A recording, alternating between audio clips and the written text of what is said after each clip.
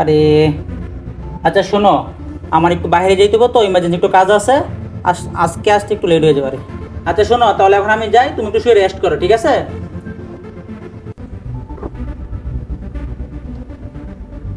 Hello Sohel, আজকে তো রাসেল বাসায় নেই। তুমি আমার কাছে তাড়াতাড়ি চলে আসো, ওর আসতে অনেক লেট হবে। তুমি তাড়াতাড়ি বাসায় চলে আসো, আমি তোমার জন্য ওয়েট করছি। এখনো আসতেছে না কেন? আমি কতক্ষণ ধরে ওয়েট করছি।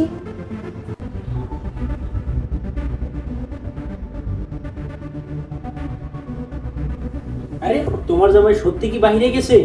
ইস, এই দিনটার অপেক্ষায় তো আমি ছিলাম। আমি কিন্তু এই দিনটারই অপেক্ষায় ছিলাম, কবে তোমার জামাই চলে যাবে। যেহেতু তোমার জামাই বাইরে চলে গেছে, তাহলে বাসা তো ফাঁকা, তুমি আর আমি মিলে অনেক সময় রোমান্স করতে পারবো। আর হ্যাঁ, আমিও তো এই দিনটার জন্য অনেক দিন অপেক্ষা করেছিলাম। আর তোমাকে ছাড়া আমার এমনিতেও ভালো লাগে না, তাই তো রাসেল যাওয়ার সাথে সাথেই তোমাকে আমি তাড়াতাড়ি কল দিয়েছি। এবার চলো আমরা মজা করি। বাহ বাহ, কি চমৎকার দৃশ্য।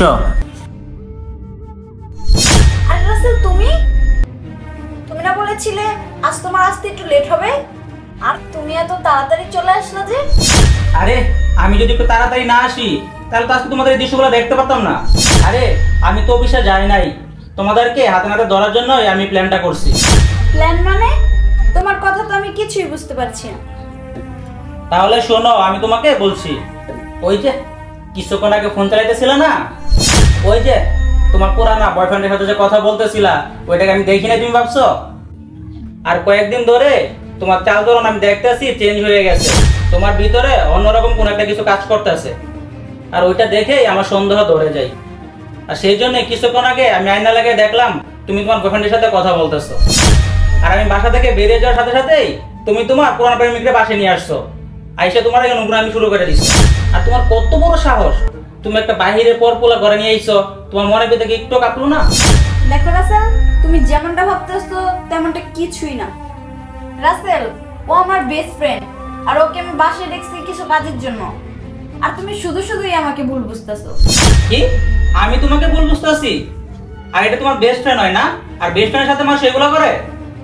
ছি, তোমাকে একটু লজ্জা করে না ঘরে জামাই রেখে এগুলো কাজ করতে? আসলে ভাই, আপনি যা ভাবতেছেন তা না, আর আমরা এরকম কোনো কিছু করি নাই। কি? তুই কিছু করিস নাই? তাহলে আমি কি আমার নিজের চোখে অবিশ্বাস করব? আর শোনো, যখন আমি তোমাদেরকে দেখে ফেলছি তখনই তোমাদের দুজন বেস্ট ফ্রেন্ড হয়ে গেল না? আর শোন, আজকের পরে থেকে তোকে যেন আমি বাসা আশেপাশে না দেখি। আর তোমাকে, তোমার ব্যবস্থাটা আমি করতেছি, একটু অপেক্ষায় থাকো, আর ঘর ব্যবস্থাটা আমি করে নেই। আর শোন, তুই এই মুহূর্তে আমার ঘর থেকে বেরিয়ে যা।